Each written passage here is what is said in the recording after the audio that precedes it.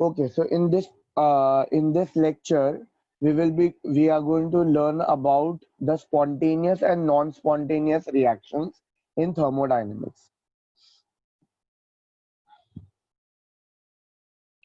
तो जब मैंने चैप्टर स्टार्ट किया था तब तुम लोगों को बताता कि थर्मोडायनेमिक्स हम लोगों को बेसिकली ये बताता है कि रिएक्शन होगा कि नहीं होगा, whether the reaction is going to occur or not. तो अभी ये लास्ट पार्ट, चैप्टर के एंडिंग वाले पार्ट में हम यही समझेंगे कि रिएक्शन होगा कि नहीं होगा और थर्मोडायनेमिक्स हमें कैसे हेल्प करेगा वो बताने के लिए किस तरीके से हम आइडेंटिफाई कर सकते हैं कि this reaction is going to occur and this reaction is not going to occur. So it will tell us about the spontaneity of the reaction. So before doing anything else, first we will understand कि what is spontaneous and non-spontaneous reaction.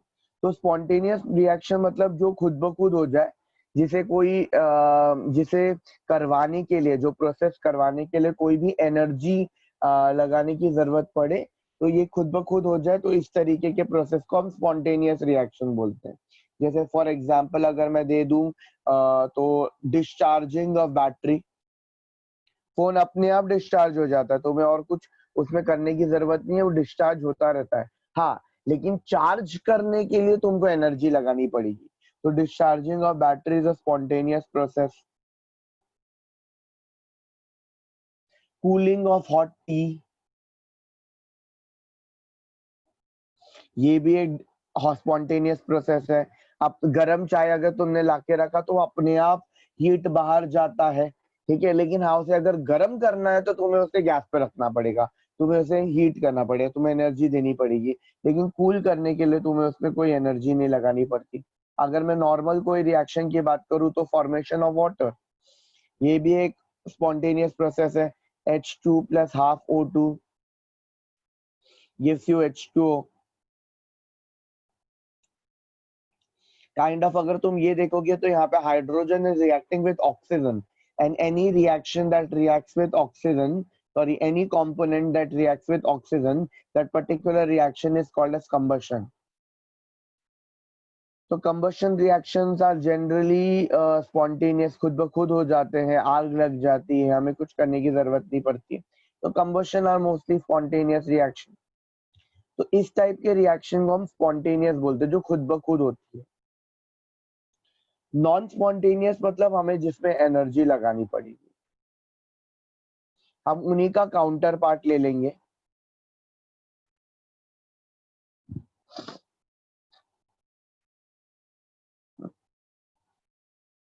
which requires continuous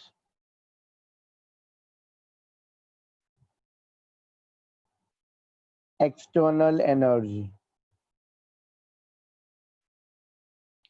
अब ऐसा नहीं है कि तुमने spontaneous में भी हम इनिशिएशन देते हैं. जैसे अगर तुमने देखा है कि जनरली गैस जलाने के लिए, गैस जलाने वाला process is a spontaneous process. वहां पे जो भी गैस है, it is getting oxidised, it is giving you carbon dioxide, water and a lot of heat. It's a spontaneous process. इसका मतलब ये नहीं है कि हमें वहां पे इनिशियल एनर्जी लगाने की जरूरत नहीं पड़ रही है. इनिशियल एनर्जी लगाने की जरूरत पड़ रही है, इट इज फाइन, फिर भी वो स्पॉन्टेनियस रहेगा. इनिशियल एनर्जी लगाना पड़ रहा है तुमको, लेकिन एक बार तुमने एनर्जी लगा दी तो तुमको बार बार एनर्जी नहीं लगाना पड़ रहा है. नॉन स्पॉन्टेनियस मतलब अगर तुमने एनर्जी नहीं लगाया बाहर से तो फिर नहीं होगा, रिएक्शन नहीं होगा. तो सबसे पहले तो बेस्ट एग्जांपल मैं तुमको दे सकता हूँ कि तुम्हारा जो इलेक्ट्रोलाइटिक सेल है या जो चार्जिंग ऑफ बैटरी है, वो ऐसा नहीं होता ना कि तुमने फोन को एक बार चार्जर पे प्लग इन कर दिया, फिर तुमने चार्जर निकाल दिया, फिर भी चार्ज हो रहा है. ऐसा नहीं होता. जब तक वो चार्जर से प्लग्ड इन है तभी तक वो चार्ज होगा. एक बार तुमने निकाल दिया तो वो निकल जाएगा. तो उसको एक्सटर्नल एनर्जी चाहिए और कंटिन्यूस चाहिए. वो नॉन स्पॉन्टेनियस प्रोसेस है, चार्जिंग ऑफ बैटरी या हीटिंग अ सब्सटेंस. या अगर मैं रिएक्शन दूं तो मैं तुमको कैल्शियम कार्बोनेट बोल सकता हूँ. ये डिकम्पोजिशन रिएक्शन, कभी भी हमें डिकम्पोज करना है किसी को भी तो वो नॉन स्पॉन्टेनियस होता है. इसको अगर मैं हीट करूँ, इसको मैं 1200 केल्विन तक हीट करता हूँ, तो ये मुझे कैल्शियम ऑक्साइड प्लस CO2 देता है। तो ये नॉन स्पॉन्टेनियस है, इसको एक्सटर्नल एनर्जी देने की जरूरत पड़ती है। Okay, so once when we are done with the spontaneous and non spontaneous reaction, तो हम लोग ने ये सोचने का ट्राई किया कि हमें कैसे समझेगा बिना कुछ भी प्रोसेस किए, हाउ कैन वी जज, हाउ कैन थर्मोडायनेमिक्स जज weather a particular reaction is spontaneous और नॉन स्पॉन्टेनियस। तो काफी ट्रायल्स एंड एरर किए थे। ठीक है, तो मैं तुमको पहले ही थोड़ा स्पॉइलर टाइप दे देता हूँ कि हमारे पास 3 मेथड है। ठीक है, you have method A, this method is based on enthalpy.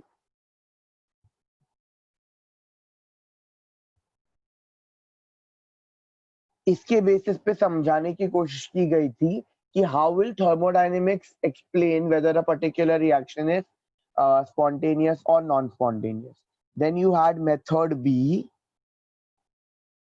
that was based on a new term which is entropy.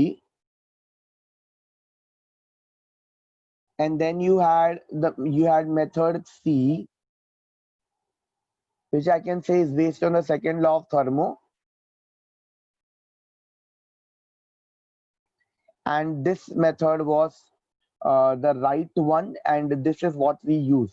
मतलब पहले बहुत अलग अलग तरीके से एक्सप्लेन करने की कोशिश की गई थी। पहले एंथैल्पी से एक्सप्लेन किया, फेल हुआ। फिर एक नया टर्म इंट्रोड्यूस किया, एंट्रोपी, उससे एक्सप्लेन किया, फेल हुआ। फिर एक थर्ड मेथड यूज किया गया था। Now what are we going to do? I am going to teach you, हालांकि ये कोई तुमको एग्जाम में पूछेगा नहीं, but I will teach you method 1, I will teach you method 2. I'll teach you what went wrong in 1 and what went wrong in 2, and then you tell me what should be the third one. Okay? तो आप लोग मुझे third वाला part बताना, third वाला method बताना। तो हमारा मेन क्या है, हम लोगों को कैसे पता चलेगा whether a particular reaction is spontaneous or not? This is our main question. तो तभी तक हमारे पास सबसे बड़ा जो टर्म था वो था enthalpy. Enthalpy you can say it is a total energy, system की टोटल एनर्जी को हम एंथैल्पी बोलते हैं। सिस्टम में एक इंटरनल एनर्जी होता है, उसकी खुद के पास कुछ एनर्जी होता है, प्लस उसने कुछ प्रेशर वॉल्यूम वर्क करने के लिए कुछ एनर्जी गेन किया होता है, उसे हम एंथैल्पी बोलते हैं। Just for a quick reminder, H was nothing but a mathematical sum of internal energy, that is U, plus the product of pressure volume work. तो हर सिस्टम के पास में कुछ ना कुछ खुद की कुछ एनर्जी होती है, that is because of the atoms present in that system. तो वो एटम्स वाइब्रेट करते हैं, रोटेट करते हैं, अलग अलग तरीके से मोशन होता है उनका, और उन सारे मोशंस की एनर्जी को कंबाइन करके हम इंटरनल एनर्जी बोलते हैं। मैंने तुमको पढ़ाते वक्त बताया था कि हम इंटरनल एनर्जी एक्चुअली कैलकुलेट नहीं कर सकते। लेट्स से फॉर एग्जांपल, ये हमारे पास एक सिस्टम है, ऐसे पैर होने चाहिए ना, हमारे पास ये एक सिस्टम है ए, दिस इज सम पर्सन। ठीक है, अब इसके पास कुछ इंटरनल एनर्जी है U1। We have no idea कि इसमें इंटरनल एनर्जी कितना है, इसकी एनर्जी कितना है। अभी मैंने बोला कि ये बंदा भाग रहा है, और भागने के लिए इसने, दिस ए ने यूज किया 200 किलो जूल की एनर्जी। तो अब इसका इंटरनल एनर्जी थोड़ा कम हो जाएगा, एंड कम होके वो हो गया U2। So I know U1 is greater than U2. It is the same person, but now it has done a work of 200 kilojoule. I don't actually know what U1 was. I really don't know what U2 is. मेरे को ये बंदे का internal energy नहीं पता, अब उसका भागने के बाद में भी इंटरनल एनर्जी क्या है वो नहीं पता, but I can very well calculate delta U. That is, I know what is the change, and the change is 200 kilojoules. क्योंकि पहले उसके पास 200 किलो जूल की एनर्जी ज्यादा थी, अब कम है क्योंकि उसने वो वर्क करने में स्पेंड किया है। तो मैंने तुमको ये बताया था कि internal energy we cannot know, एक सिस्टम का internal energy we cannot know, but yes change in internal energy we can know, क्योंकि जितना काम किया है वो energy can neither be created nor be destroyed. तो जो काम किया है वो इंटरनल एनर्जी के एक्सपेंस में किया है, वो एनर्जी कम हो गया रहेगा और काम कर गया, समथिंग लाइक दैट।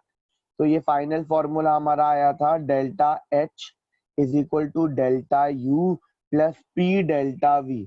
हम प्रेशर कांस्टेंट रखते हैं, हम आइसोबारिक कंडीशन रखते हैं। आइसोबारिक कंडीशन मतलब हम प्रेशर कांस्टेंट रखते हैं। अच्छा, तो व्हाट इज मेथड ए? तो method A was judging whether the reaction is spontaneous or not based on this change in enthalpy. It's pretty simple, pretty decent. I'll change the page.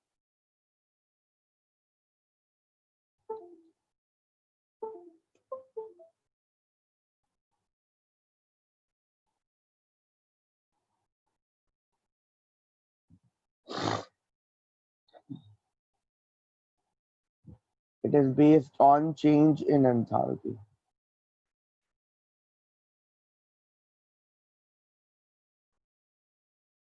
अच्छा, तो if there are two things, मेरा delta H can be either negative or my delta H can be either positive.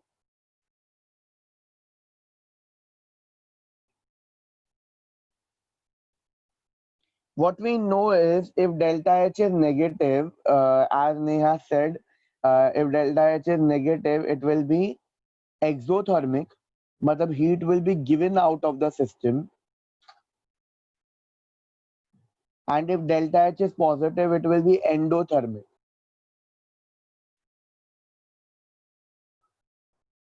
Heat will be given to the system.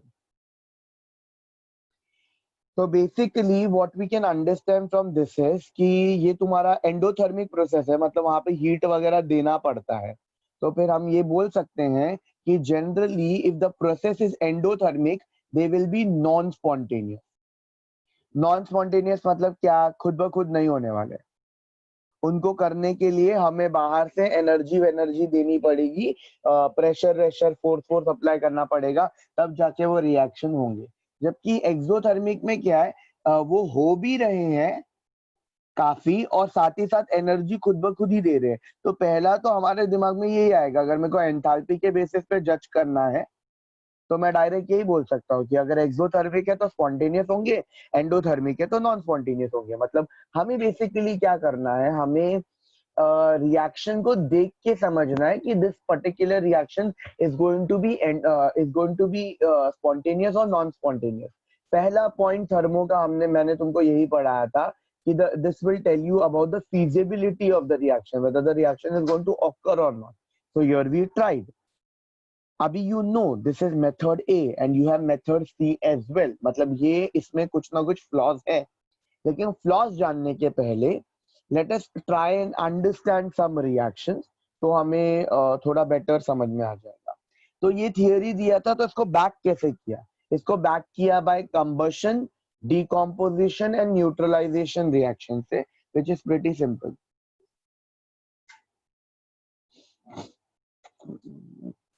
सी, जो तुम्हारे combustion reaction होते हैं, combustion reaction मतलब burning with oxygen, I will just write down, it's a reaction with oxygen. इसको burning भी बोला जाता है, कंबशन रिएक्शंस को। तो ये सारे के सारे reactions are exothermic and spontaneous, खुद ब खुद होते हैं, हमें कोई एनर्जी लगाने की जरूरत नहीं पड़ती। These are highly exothermic reaction. तुम सबको पता है हीट बाहर जाता है, और हीट अगर कभी भी बाहर जाता है, आग लग रही है तो ऑब्वियसली हीट बाहर जा रहा है, तो एक्सोथर्मिक ही होगा। एंड ये स्पॉन्टेनियस है, सिर्फ इनिशिएशन देते हम, बाद में खुद ब खुद हो जाता है।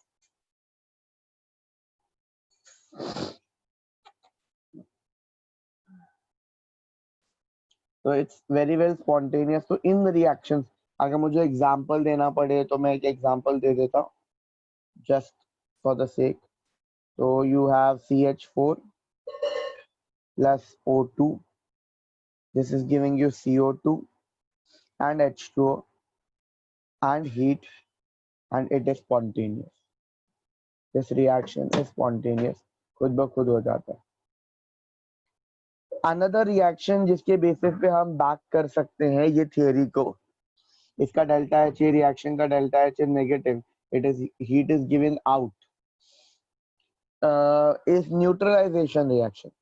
न्यूट्रलाइजेशन रिएक्शन जो होता है acid and bases giving you salt and water.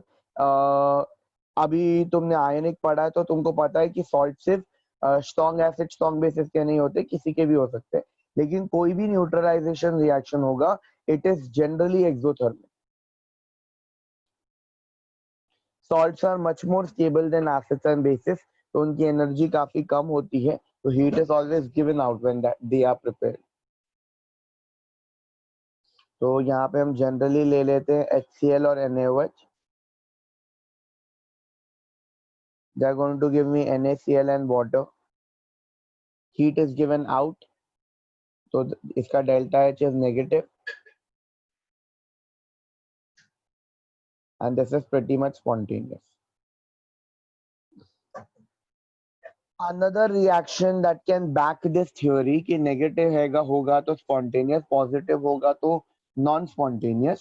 So this theory again can be backed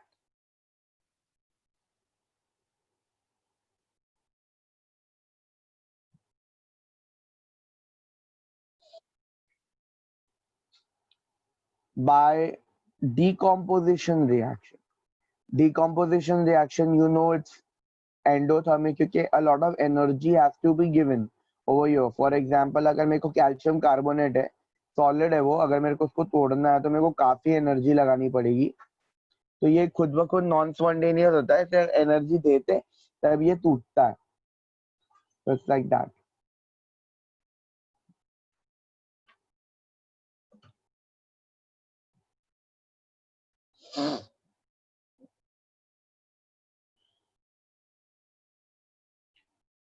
Okay, so if this was going so good, what actually went wrong?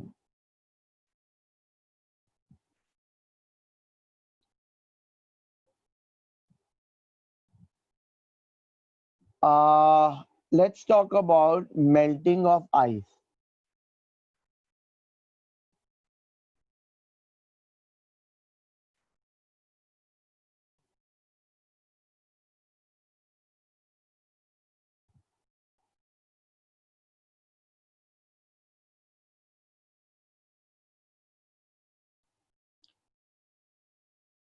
Let's talk of melting of ice.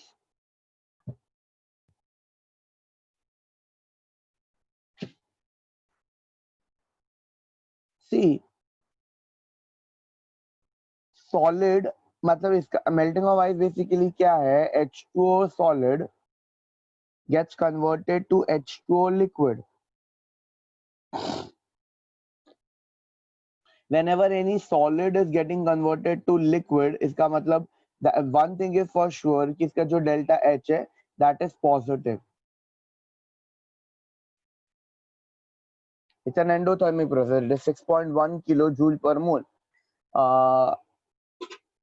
The delta H is definitely going to be positive, but we know कि ice को melt करने के लिए हमें कोई energy देने की जरूरत नहीं पड़ती है।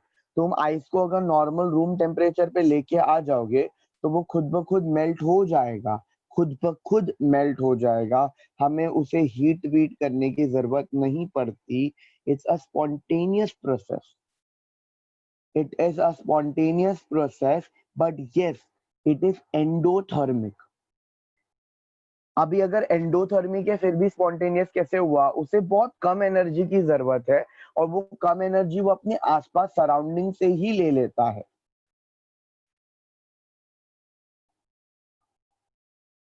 तो यहाँ पे ये पॉइंट फेल हो गया था क्योंकि हमने बोला था कि अगर एंडोथर्मिक है तो नॉन स्पॉन्टेनियस होना चाहिए, बट मेल्टिंग ऑफ आइस या फिर अगर उस केस में मैं वेपराइजेशन ऑफ एसीटोन भी बोल सकता हूँ, एसीटोन भी खुद ब खुद वेपराइज हो जाता है।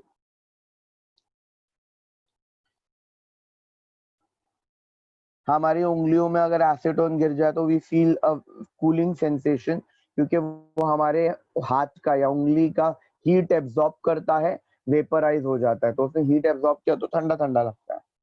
तो यहाँ पे भी acetone gets converted from liquid to gas. So obviously when it's getting converted from liquid to gas, it's a endothermic process, वो हीट एब्जॉर्ब कर रहा है, बट दैट डजंट मीन कि वो खुद ब खुद नहीं हो सकता। हीट एब्जॉर्ब कर रहा है खुद ब खुद ही, और खुद ब खुद ही रिएक्शन हो रहा है, तो it's a pretty much spontaneous process. तो यहाँ पे ये पहला थ्योरी फेल हो गया था कि it was right for some reaction but it didn't back up every process, so we cannot use this, we cannot rely on this method. So इसीलिए we came to the second method. As this didn't go very well, another theory or another concept was introduced, and that was entropy. एक नया term introduce किया गया था, and that was entropy. Now entropy, it was given by the letter S. जैसे enthalpy is given by the letter H, entropy is given by the letter S, and this entropy measures the disorderness of the system.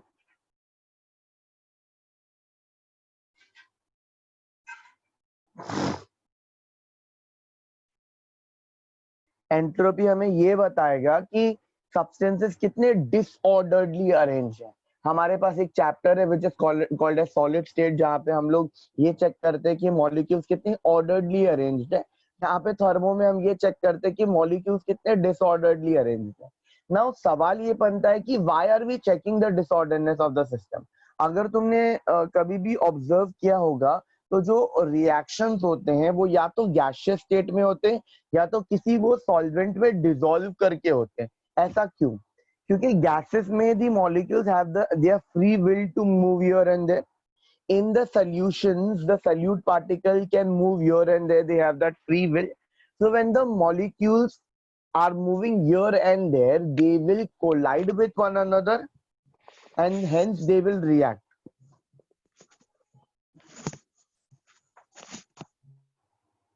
They will collide with one another and hence they will react. तो इसीलिए हम disorderness major कर रहे हैं। Just this is a note extra thing. ऐसा नहीं है कि याद रखना ही जरूरी है, but still we will remember it. तो इसको मैं एक नोट के फॉर्मेट में लिख रहा हूँ कि if entropy is high, if entropy increases, disorderness or randomness increases.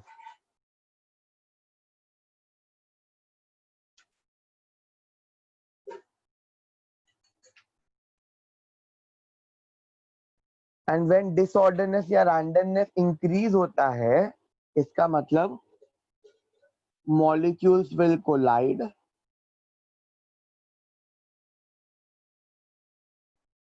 they will react,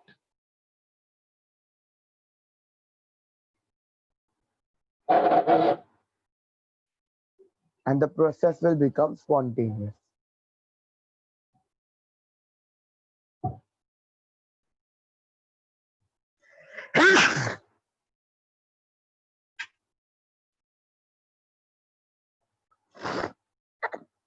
तो देखो, मैंने तुमको मेथड टू अपने आप ही बता दिया, हालांकि मेरे को एंट्रोपी के कुछ एग्जांपल्स देने जो कि मैं अभी दूंगा, बट मैंने मेथड टू तुमको ऑलरेडी बता दिया है।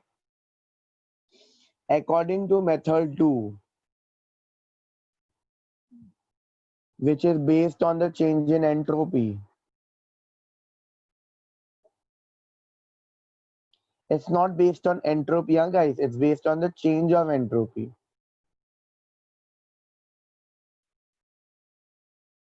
So it's pretty simple. अगर मेरा डेल्टा एस इज पॉजिटिव, इसका मतलब मेरा एंट्रोपी इज इंक्रीजिंग। यही बोला ना, entropy should increase. If the entropy increases, disorderness या रैंडमनेस बढ़ा। प्रोडक्ट में ज्यादा डिसऑर्डरनेस है रिएक्टेंट के मुकाबले में। जैसे just giving you a small example, ये मेरे पास रिएक्टेंट है, it is getting converted to product. अभी जैसे एनर्जी था, इसका एनर्जी H1, इसका एनर्जी H2, ठीक है। तो अगर मैंने तुमको बोला कि एक्सोथर्मिक है, एक्सोथर्मिक मतलब हीट इज गिवन आउट, तो H1 was greater than H2, so therefore delta H was negative, क्योंकि तुम्हारा डेल्टा H का formula will be H2 minus H1 and H2 is छोटा than H1, मतलब H1 की energy ज्यादा थी, उसने एनर्जी लूज किया और वो प्रोडक्ट बना। वैसे एंट्रोपी में भी ऐसे ही होता है, you have S1 and you have S2। अभी यहाँ पे I want the entropy to increase, इसका मतलब S2 should be greater than S1। तो if S2 is greater than S1, then my delta S will become positive. So if my delta S is positive, we say it is spontaneous. ये पूरे theory का यहाँ से logic आता है, if entropy increases, disorderness or randomness increases, so molecules will collide, it will become spontaneous. And if entropy is negative, it will be non-spontaneous. But क्योंकि ये बहुत ही नया टर्म है आप लोगों के लिए, तो थोड़ा सा प्रैक्टिस करते हैं कि कैसे हमें समझता है कि ऑर्डरनेस बढ़ा है कि कम हुआ है। तो it's pretty simple actually, not very difficult. चलो for example I will take H2O solid to H2O liquid. कौन ज्यादा डिसऑर्डरली अरेंज होता है, सॉलिड की liquid? Liquids are more disorderly arranged, solids are more orderly arranged. So I can say that the entropy has increased. So if the entropy has increased, my delta H is positive.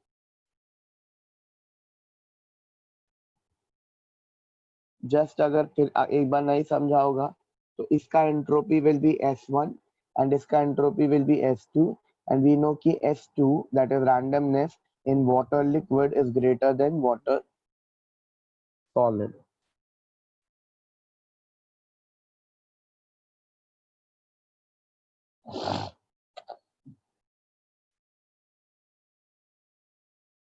I'll give you different examples.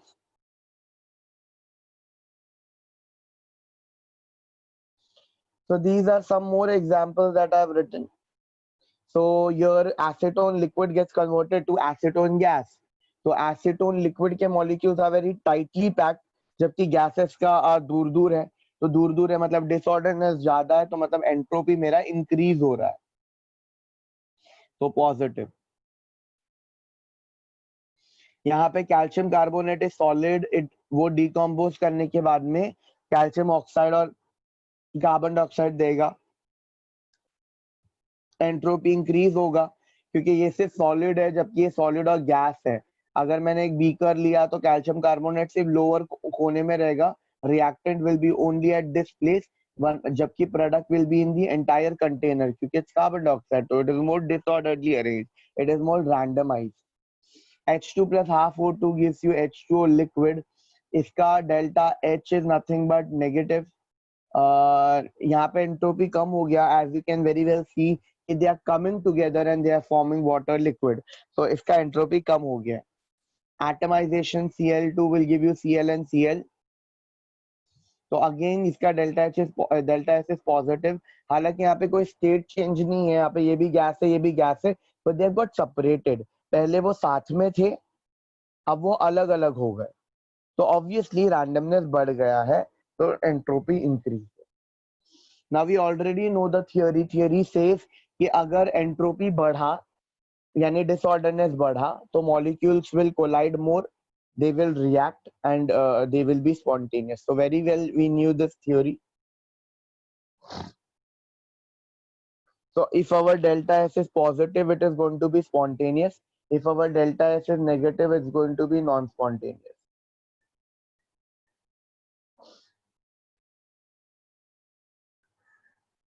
So it can be very well backed up.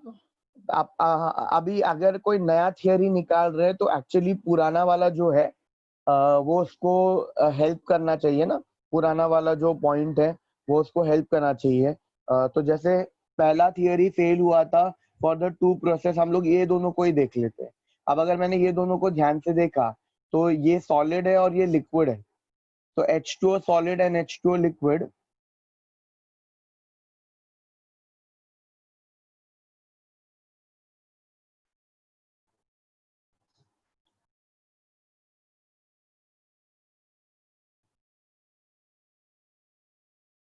इसका delta S is positive and this explains why it was spontaneous.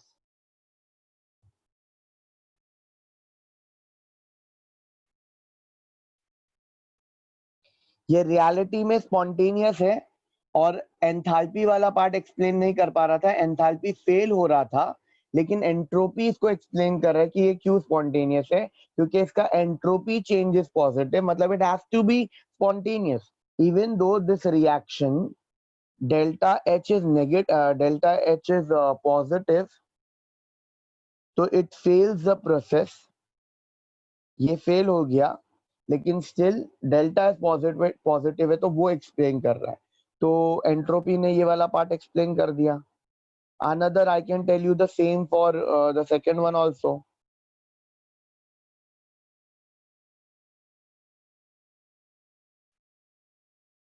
तुम्हारे पास acetone है liquid, तो तुम्हारे पास acetone है gas, इसका delta S is positive, liquid से गैस कन्वर्ट हो रहा है, and this can very well explain why this process is spontaneous in nature, क्योंकि एंट्रोपी एक्सप्लेन कर रहा है, एंट्रोपी बढ़ा, मतलब the molecules have went away from each other, so they will react and it became spontaneous. तो पहले जो दोनों रिएक्शन थे, जो एंथैल्पी गलत बता रहा था, वो एंट्रोपी एक्सप्लेन कर पा रहा. अब इसके अलावा भी बहुत सारे एग्जांपल हो सकते हैं जो हम लोग यहाँ से ही लेंगे. ये तो लिया,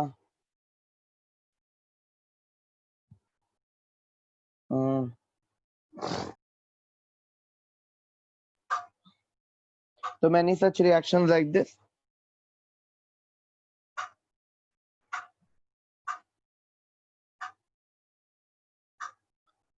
अब ये कब फेलियर हुआ, ये एक्सप्लेन तो काफी चीजें कर लेता है, बट इसमें भी फेलियर हुआ. इसमें फेलियर कैसे हुआ? See, when I started the topic और मैं तुमको spontaneous और नॉन स्पॉन्टेनियस बता रहा था, तब मैंने तुमको बोला था कि जो जनरली कंबशन रिएक्शंस होते हैं हमारे, वो स्पॉन्टेनियस होते हैं. तो I'll give you a combustion reaction that is H2 gas, hydrogen का combustion, H2 gas plus half O2 gas giving me water. Formation of water or combustion of hydrogen. This is, water is liquid. This is a spontaneous process. This is a spontaneous reaction, but इसका delta S is negative. तो इसका delta S negative है, still it is spontaneous. Another, I can give you an example of CaCO3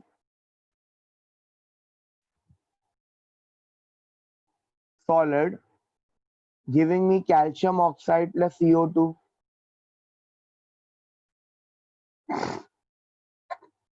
इसका delta S is positive, but still this reaction is non-spontaneous. खुद ब खुद नहीं होता ये रिएक्शन, इसको एनर्जी लगानी पड़ती है. हमें पता है 1200 किलो जूल तक की एनर्जी लगानी पड़ती है, तब ये रिएक्शन स्पॉन्टेनियस होता है, तब जाके ये रिएक्शन होता है. मतलब the third and the fourth example that I gave you is actually not obeying the law. Even if the fifth one I will tell you, Cl2 is giving you Cl and Cl. This is gas and this is also gas and this is also gas. यहाँ पे तुम्हारा delta S is positive, but we know this reaction is non-spontaneous. Nature में Cl2 काफी, तुमको Cl या Cl चाहिए तो तुमको काफी एनर्जी लगानी पड़ेगी.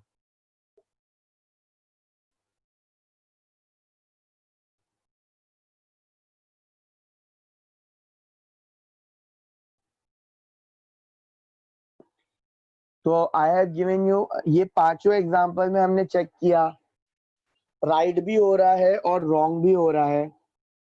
हमारे पास में ऐसे रिएक्शन है जहां पे एंट्रोपी नेगेटिव है but still the process is spontaneous.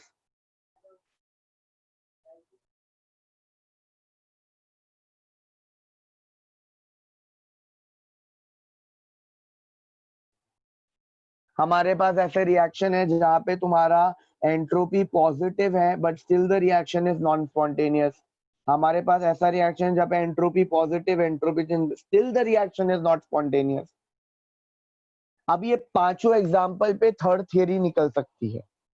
ये पांचों एग्जाम्पल पे हम थर्ड थियरी निकाल सकते हैं. अगर अभी तुम ध्यान से ऑब्जर्व करोगे तो ये जो फर्स्ट दोनों एग्जाम्पल था जो एंट्रोपी एक्सप्लेन कर रहा था, entropy was positive, it was spontaneous. Method two right बैठ रहा था. Entropy was positive, it was spontaneous. Method two right बैठ रहा था. ये दोनों प्रोसेस मेथड वन में फेल हो रहे थे. इसका डेल्टा एच पॉजिटिव था. अभी मैं दोनों को कंपेयर कर रहा हूँ. We are comparing both the theories. According to method 1, your delta H should be negative and it will be spontaneous. If your delta H is positive, मतलब endothermic, तो it's non-spontaneous. अभी हम इस थियोरी के हिसाब से जाए तो यहाँ पे तुम्हारा delta H solid to liquid, it's an endothermic process. तो यहाँ पे endothermic process है तो it should be non-spontaneous but it is actually not. Again acetone liquid to gas, यहाँ पे तुम्हारा delta H is again positive तो it should be non spontaneous but it is in fact not. अगर मैं ये process देखूं H2 gas plus half O2 gas giving you liquid, this is a combustion process and combustion reaction जो होता है उसमें तुम्हारा डेल्टा एच नेगेटिव होता है. And delta H is negative. Whenever delta H is negative, it should be spontaneous.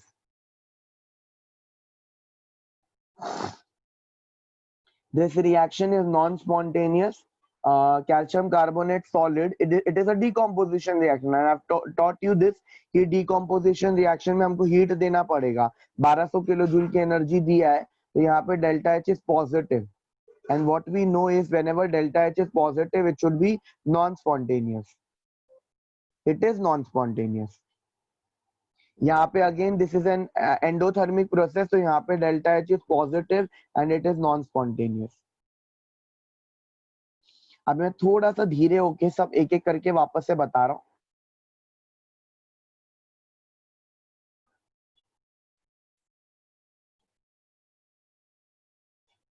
In the first reaction,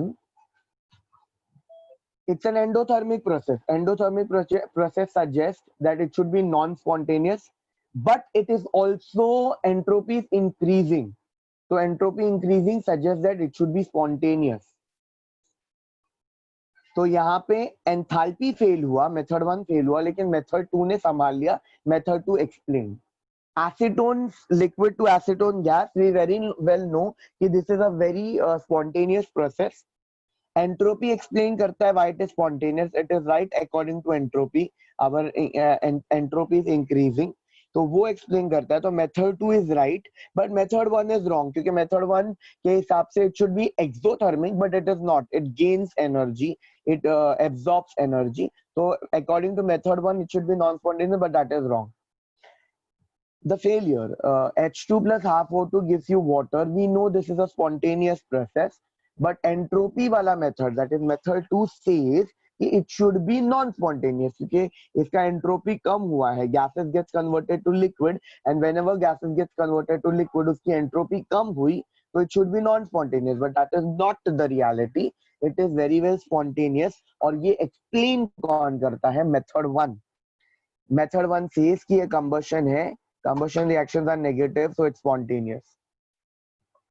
यहाँ पे वापस कैल्शियम कार्बोनेट वाला part. Calcium carbonate is endothermic.